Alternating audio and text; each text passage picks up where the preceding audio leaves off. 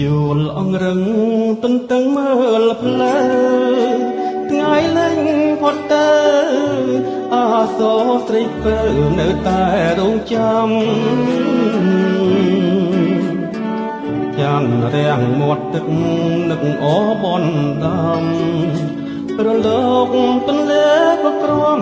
ទួញយំឲ្យទ្រាំនឹងកម្មវាសនាចង់ជួបជានិច្ចរាល់ថ្ងៃលេងទៅចង់ជួបណាស់ទៅលុះលងអីលើនៅតែប្រាថ្នាថ្មិញតឹងទ្រូងដួងចិត្តខ្លោចស្វាសង្គ្រាមនៃចិត្តគ្រួសារប្រហាស្នេហ៍យើងក្នុងភ្លើងគ្មានស្បែក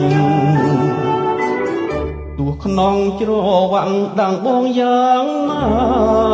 អាចចិត្តស្នេហានៅតែស្រវល់គ្មានក្រែងស្លាំត្រូវក្រំចុះឲ្យអងចំបាយគ្មានខ្លាចទេដែររំពេងតាក់តែងជាថ្មីជួបគ្នាណា